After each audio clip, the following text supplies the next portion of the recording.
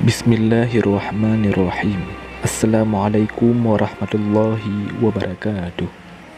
Syukur alhamdulillah kita bisa berjumpa lagi di channel ini.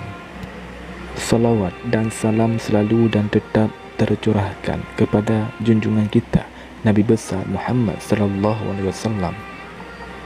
Allahumma salli ala sayyidina Muhammad wa ala ali sayyidina Muhammad. Harapan dan doa saya semoga saudaraku semuanya selalu diberikan kesehatan, dilapangkan rezekinya, diampuni dosa-dosanya, dan dipanjangkan umurnya. Amin ya rabbal alamin.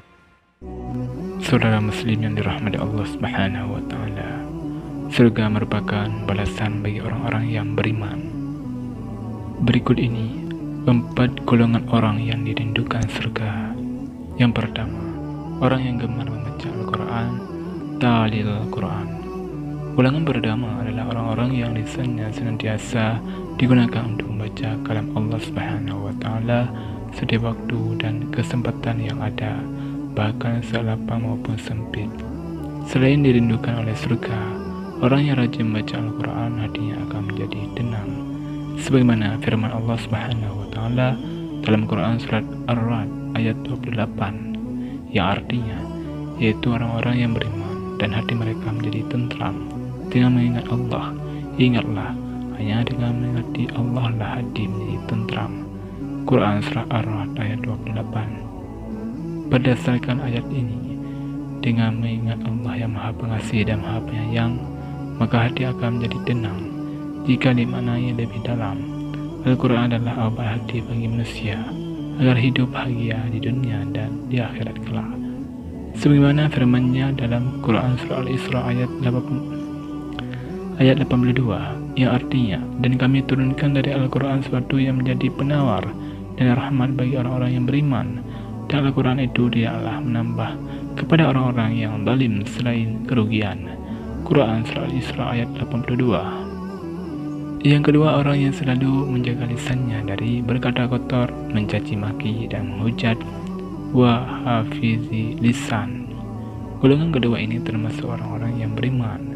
Disebutkan dalam sebuah hadis Nabi sallallahu alaihi wasallam berasal dari Abu Hurairah radhiyallahu anhu.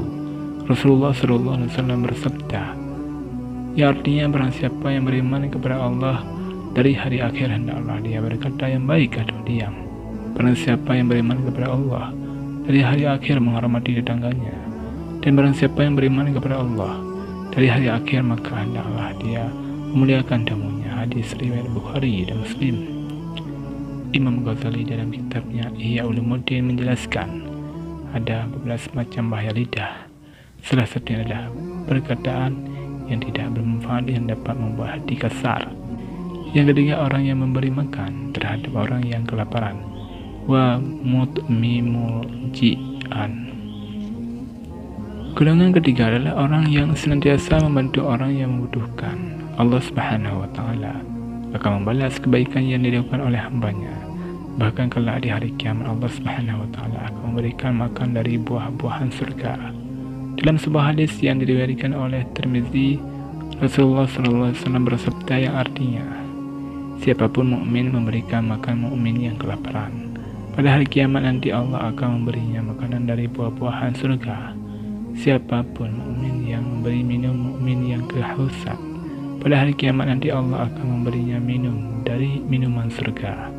Siapapun mukmin yang memberikan pakaian mukmin lainnya supaya tidak telanjang, pada hari kiamat nanti Allah akan memberinya pakaian dari perhiasan surga.